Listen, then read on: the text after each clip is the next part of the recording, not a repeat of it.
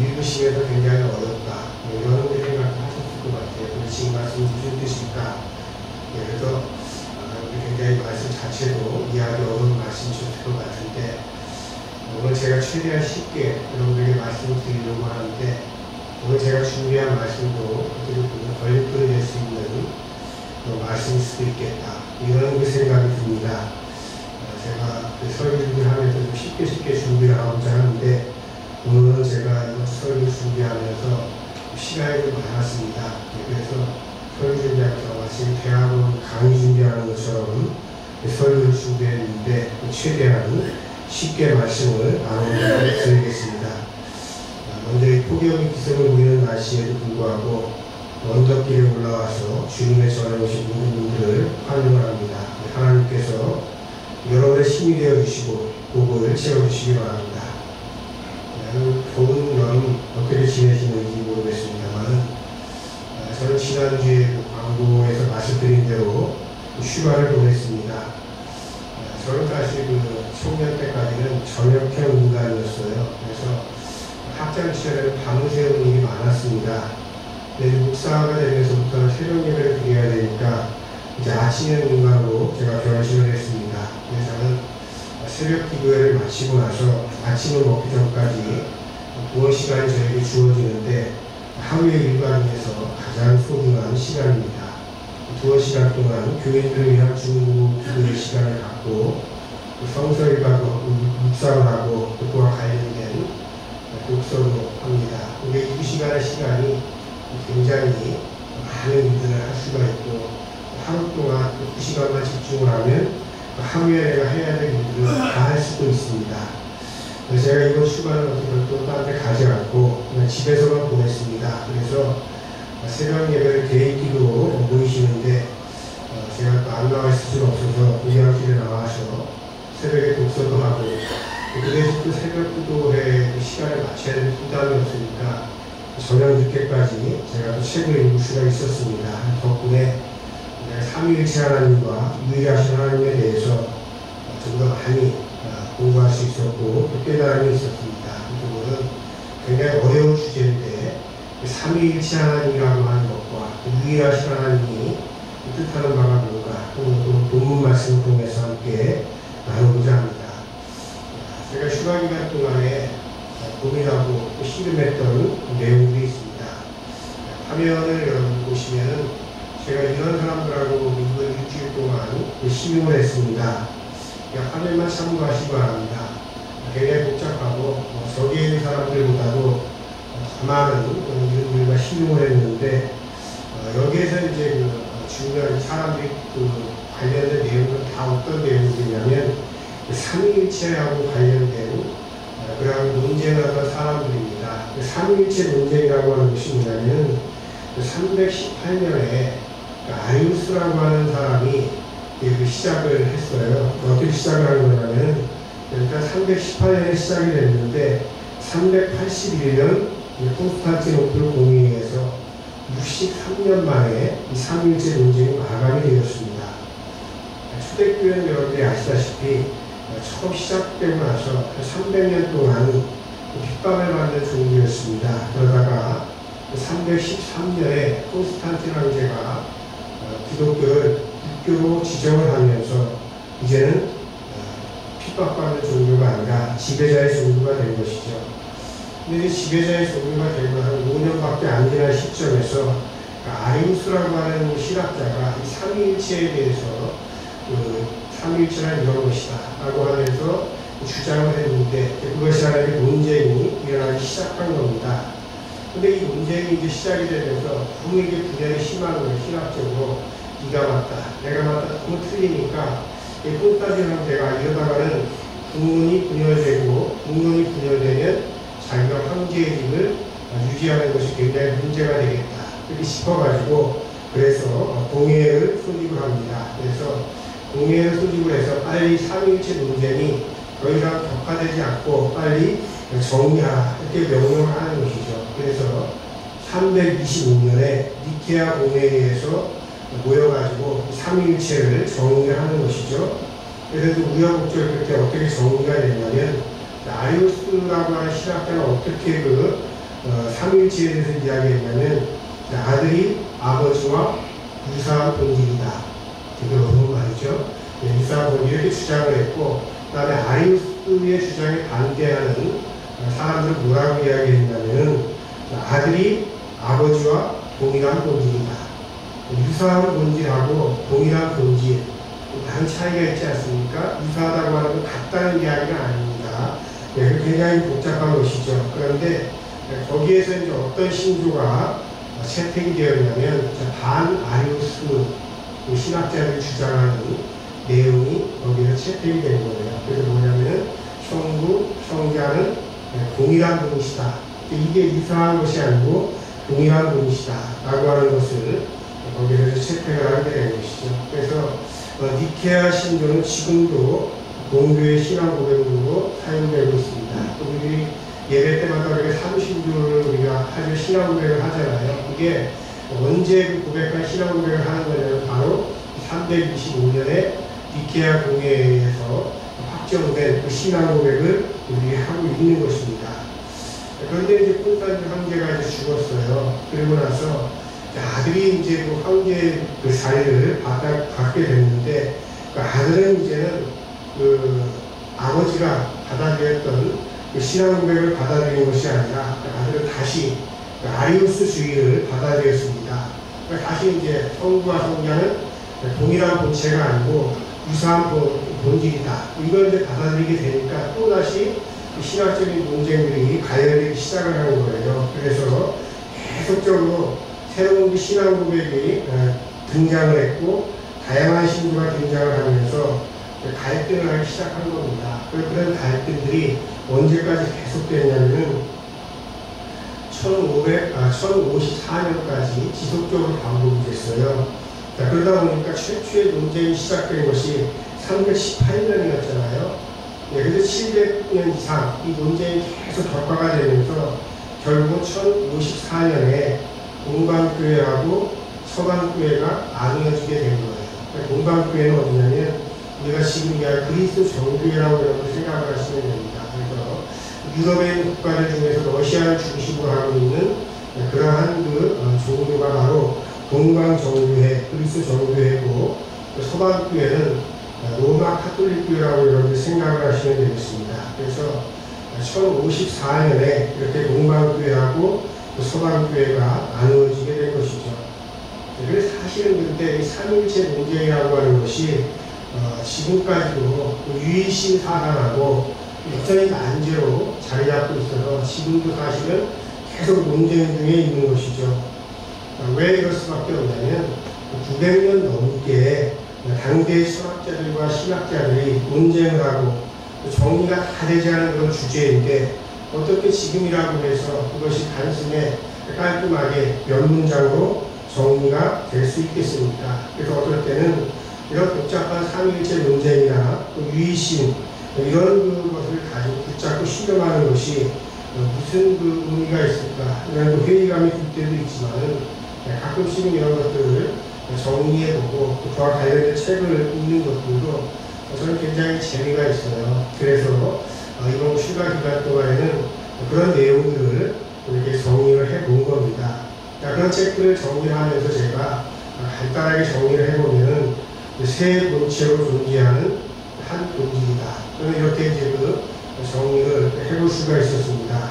여전히 아직 난해한 문제고 제가 이렇게 정리했다고 해서 그것이 100% 맞는 것도 아닐 수도 있어요. 그런데 제가 이제 간단하게 최종 정리하는 그 결론은 이렇습니다. 세 번째, 즉 성부, 성자, 성령으로 존재하는 한 본질.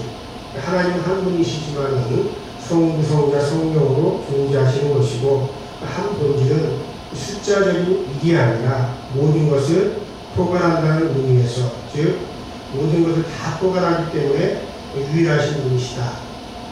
역시 여러분들 굉장히 어렵죠? 자, 그런데 그렇기 때문에 결국은 어떠냐면은 이런 결론을 내렸지만은 그래도 계속 틀린 거예요. 뭔가 조금씩 다른 겁니다. 그래서 자신들이 고백한 신조와 또 조금만 다른 것만 같으면은 그 사이에는 어떤 일들이 계속 일어나는 것이냐면 종교재판과 마녀 사냥을 하고 그래서 수없이 많은 사람들을 화형을 시킨 것이죠.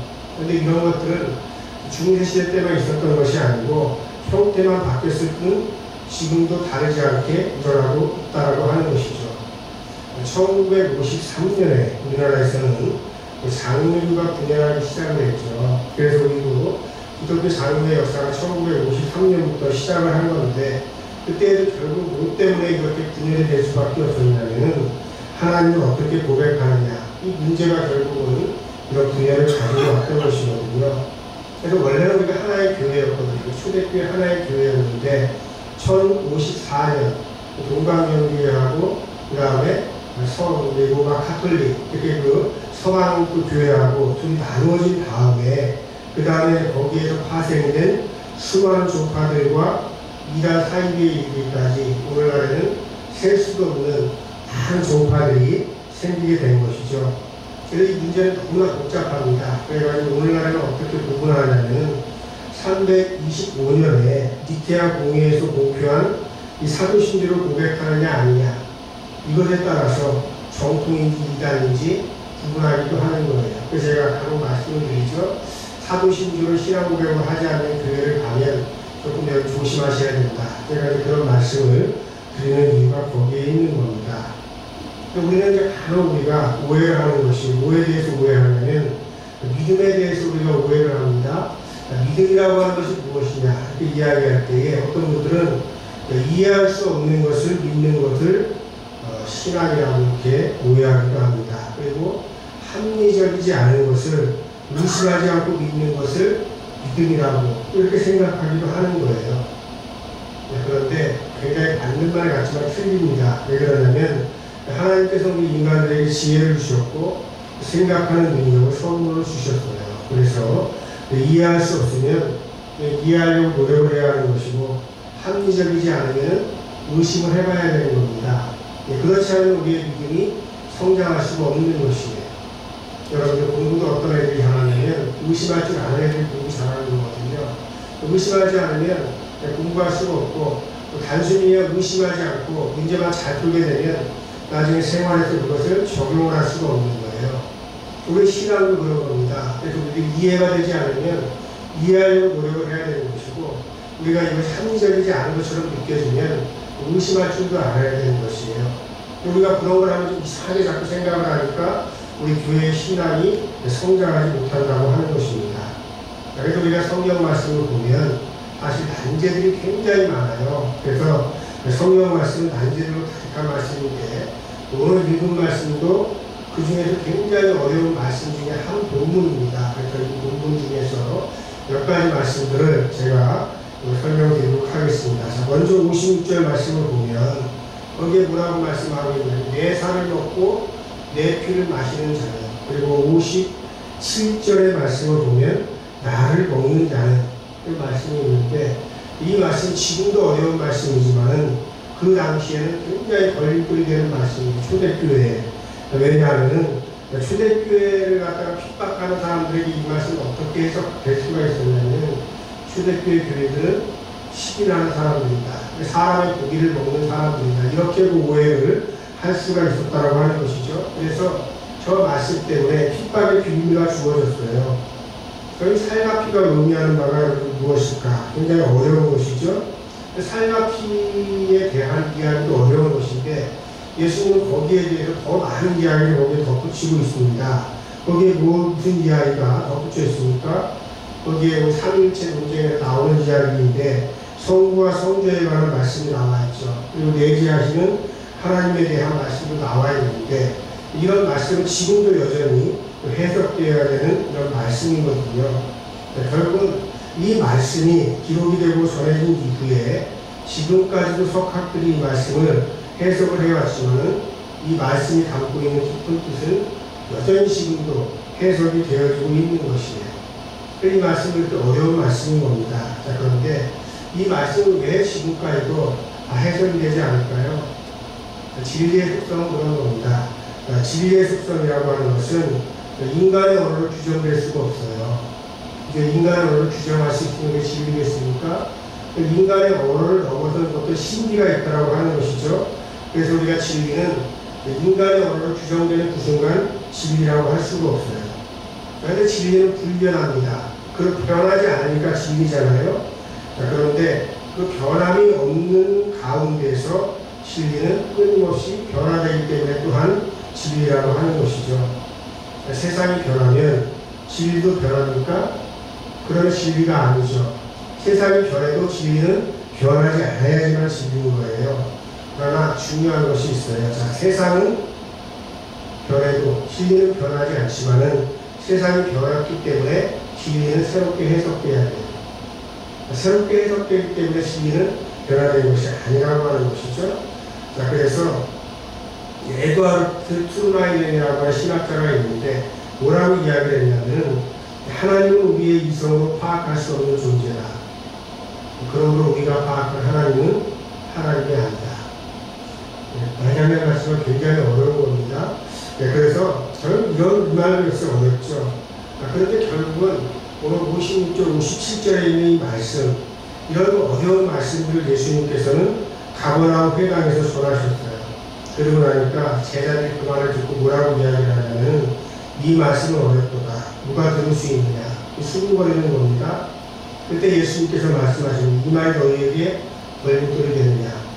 예수님께서는 그 말씀을 하시면은 그 말씀이 걸림돌이 된 걸 다 알고 계셨던 거예요. 그렇지만은 그 말씀을 하지 않으실 수가 없었던 것이죠. 이 걸림돌이 되는 그 말씀이 지금까지도 사실은 우리들에게 걸림돌이 되고 있는 것이죠. 자, 그런데 61절 말씀을 보니까 말씀이 걸림돌이 될 때 왜 말씀이 걸림돌이 될 수밖에 없는지에 관한 것도 우리가 좀 생각해 볼 필요가 있다고 하는 것이죠. 저는 이런 생각을 했습니다. 가버나움 회당에서 가르칠 때에 예수님의 말씀이 걸림돌이 된 이유는 첫 번째로는 살과 피를 먹고 마신다고 하는 것 때문에 걸림돌이 되었고 또 다른 하나는 예수님이 자신을 하늘에서 내려온 떡이라고 그렇게 말씀하셨기 때문에 걸림돌이 된 거예요. 먼저 살과 피가 걸림돌이 된 이유는 그것을 문자로 받았기 때문에 걸림돌이 되었던 것이고 그 다음에 하늘에서 내려온 떡, 그 바로 자신이라고 하는 그런 이야기를 했을 때는 하나님, 곧 예수님 자신이 누구냐면은 하나님이라고 지금 이야기를 하는 거거든요. 그 걸림돌이 되었던 것이에요. 요한복음 당시에는 제가 자주 말씀을 드렸지만은 영지주의 사상이 굉장히 팽배했잖아요. 그래서 화육하신 하나님보다는 잠시 인간이라고 하는 예수의 몸에 내재해 있는 하나님에 대한 생각이 더 합리적인 것처럼 그렇게 보였었거든요. 자, 그런데 우리는 지금 신학적인 논쟁이 많이 끝났죠. 지금 벌써 아까도 이야기했지만 318년부터 시작됐던 그런 신학적인 논쟁이 지금 1000년 이상 이어져 왔잖아요. 그리고 그 이후에 우리는 삼위일체 교리를 우리가 이해를 못하는지 간에 그걸 믿는다고 고백을 하지만 예수님 당시의 사람들에게는 하나님이 인간의 몸을 입고 오셨다? 그 받아들일 수 없는 이야기였거든요. 그러니까 이게 이제 문제가 되는 거예요. 걸림돌이 된다라고 하는 것이죠. 그래서 그 사람들에게는 당연히 예수님의 말씀이 걸림돌이 될 수밖에 없어요. 살과 피를 먹는다고 하는 걸 문자적으로 받아들이니까 어떻게 사람이 시인을 하느냐? 그리고 어떻게 당신 예수가 육체의 몸을 입고 있는 우리하고 똑같은 사람인데 당신이 어떻게 하나님이라고 주장을 할 수 있느냐? 걸림돌이 될 수밖에 없는 것이죠. 그 당시 사람들에게 그랬고 우리들은 수많은 세월을 지나오면서 이 말씀을 읽기 때문에 그들보다 덜 걸림돌이 되는 것이죠. 자, 그런데도 여전히 우리는 하나님의 말씀을 읽을 때 걸림돌이 될 수밖에 없을 때가 있어요. 어떨 때 그러냐면은 우리가 하나님의 말씀을 우리가 문자로 읽으면 반드시 걸림돌이 될 수밖에 없어요. 왜 그러냐면 우리가 문자로만 읽게 되면은 하나님의 말씀 중에는 상충되는 말씀들이 많이 있거든요. 그래서 우리는 걸림돌이 될 수밖에 없어요. 문자로 읽으면 창세기의 말씀도 창조에 관한 이야기도 다 틀려요. 그럼 어떤 걸 믿고 어떤 걸 우리가 믿지 않을 수가 있겠습니까? 그러니까 성경은 절대로 우리가 문자를 읽으면 안 된다고 하는 것이에요. 그러니까 우리가 하나님의 말씀이 걸림돌이 될 수밖에 없는 이유는 하나님의 말씀은 때로는 이 시대의 합리성과 다르기 때문에 그렇습니다. 우리가 살고 있는 이 세상에서 추구하는 것과는 전혀 다른 삶의 방식을 살아가라고 성경에서는 말씀을 하고 있거든요. 그 말씀을 읽을 때 우리는 하나님의 말씀이 걸림돌이 될 수밖에 없는 거예요. 오늘날 우리가 세상에서 자본주의 세상에서 추구하는 축복이라고 하는 개념이 무엇입니까? 좀 더 많이 소유하는 것을 복이라고 이야기하거든요. 근데 하나님의 말씀은 그게 복이라고 이야기를 하지 않아요. 다 벌이라고 이야기해요. 이렇게 상충되는 말씀을 우리가 읽을 때 그때 우리들이 하나님의 말씀이 걸림돌이 될 수 있는 것이구나 하는 것을 우리들이 알게 되는 것이죠. 그 당시에 사람들도 그렇고 우리들도 그렇고 문자로 우리가 하나님의 말씀을 문자로 받으면 우리들이 걸림돌이 하나님의 말씀 걸림돌이 될 수밖에 없다고 하는 것입니다. 63절의 말씀을 또한 우리가 생각해 볼 필요가 있겠습니다. 63절에 보면 살리는 것은 영이니 육은 무익하니라 하는 말씀이 있거든요. 여기에서 우리들이 이 말씀을 다시 보면은 그 당시에 영지주의자들 하는 말처럼 들릴 수가 있어요. 너무 중요하고 육은 뭐 별볼이 없는 것이다. 이렇게 이야기하는 것처럼 우리가 생각할 수가 있습니다. 그런데 그 말씀을 이어서 생각해 볼 필요가 있어요. 내가 너희에게 이룬 말은 영이요 생명이라 하는 이 말씀까지 연결시키면 이 말씀의 뜻은 결국은 뭐냐면은 예수님께서 우리에게 주신 말씀이 영이고 그 생명의 양식, 그 생명의 말씀을 기초로 해서 살지 않는 육신은 무익하다. 이런 뜻이거든요. 조금 더 쉽게 풀면 이런 말씀입니다. 우리 사람은 누구나 다 육신을 가지고 있잖아요. 하나님을 믿지 않는 사람들도 육신을 가지고 살아가고 있죠.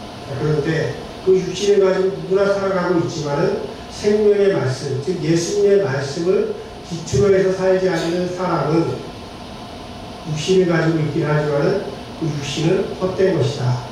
이 말씀을 예수님께서는 지금 하고 계신 것입니다. 그래서 예수님께서는 무슨 말씀을 하고 있냐면 진짜 살아있는 것처럼 정말 사람처럼 살려면 예수님이 주신 그 말씀대로 살아가야 된다. 이거를 지금 말씀하고 있는 것입니다. 자, 바로 예수님의 말씀을 먹고 살아가는 사람들이 참된 삶을 살아갈 수 있는 것인데 그 사람들이 바로 내 살을 먹고 내 피를 마시는 것이다. 이렇게 연결이 되는 거예요. 그러니까 내 살을 먹지 않고 내 피를 먹지 않고 살아가는 사람들은 육신이라고 하는 그 몸을 살아갈 수는 있지만 그거는 헛된 몸이라고 하는 것이죠. 껍데기라고 하는 것입니다. 참된 몸을 가지고 살아가려면 헛된 몸을 가지고 살아가지 않으려면 바로 하나님께 주신 그 말씀을 먹고 살아가야 된다. 지금 말씀을 주고 있는 것입니다. 그런데 그 이야기를 듣고 나면 듣고 많은 제자들이 예수님을 떠나갔고 그리고 다시는 돌아오지 않았다. 성경은 그렇게 이야기를 합니다. 그때 이제 예수님께서 제자들에게 묻는 것이죠. 영생의 말씀과 관련된 그런 말씀을 예수님께서 하고 계시는 겁니다. 그래서 12제자에게 예수님께서 물으시는 거예요. 저는 너희로 갈 것이냐? 너희를 그냥 떠나려면 떠나라. 그때 이제 베드로가 이렇게 고백을 하죠. 주여 영생의 말씀이 여기 있사오니 우리가 누구에게로 가오니까. 이 고백은 주는 그리스도시요 살아계신 하나님의 아들이십니다. 라고 하는 고백만큼이나 중요한 베드로의 신앙 고백입니다. 영생의 말씀, 이것이 바로 앞에서 이야기했던 예수님의 살과 피고 예수님께서는 십자가에서 육신의 살과 피를 통해서 우리를 구원하실 것입니다. 그래서 바로 우리에게 오늘 주신 말씀에서 살과 피, 이것은 바로 영생의 말씀이신 예수님이시고 그리고 살과 피는 상징하는 바가 바로 뭐냐면 우리에게 주신 말씀인 거예요. 자, 그러면 예수님이 주신 말씀이라고 해서 예수님이 3년 동안 공생의 기간 동안에 하신 말씀만 의미하는 것이냐?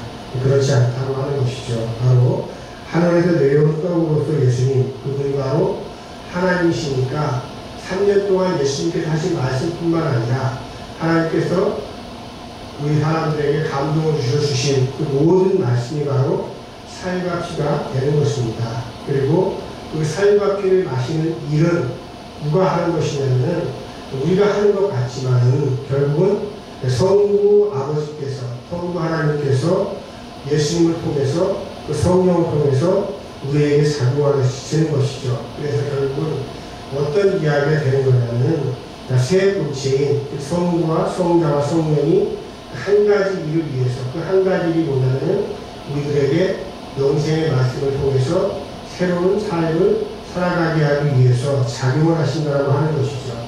그 일을 하기 위해서 그 일체로 존재하신다고 하는 것이에요. 그리고 그 일을 하시는 분은 한 분밖에 없으니까 유일하신 하나님이시다. 이해가 가십니까? 말씀을 정리하도록 하겠습니다.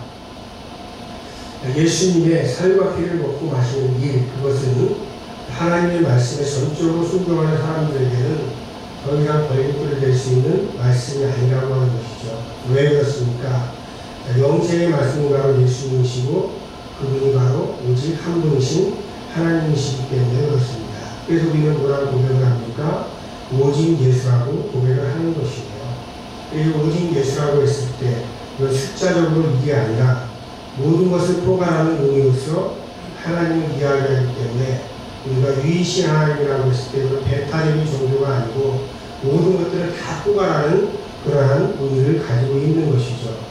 그래서 우리 기독교는 배타적인 종교가 아니고 포용하는 종교고 모든 것을 포용하는 종교가 될 때 생명의 종교가 되는 것이에요. 우리가 이걸 믿어버리게 되면 다른 종교를 다 배척하고 그 다음에 또 뭐 다 예수 천당 신기록하면서 다른 그 모든 기독교권을 갖고 있는 사람들은 다 지옥으로 보내버리려고 하는 이러한 생각을 가지고 만약에 우리가 기독교를 우리가 믿겠다고 하면은 그 종교는 생명의 종교가 아니라 죽음의 종교가 될 수밖에 없는 것이죠. 그렇게 되면 기독교는 자기 스스로에게나 이웃에게나 걸림돌이 될 수밖에 없을 것입니다.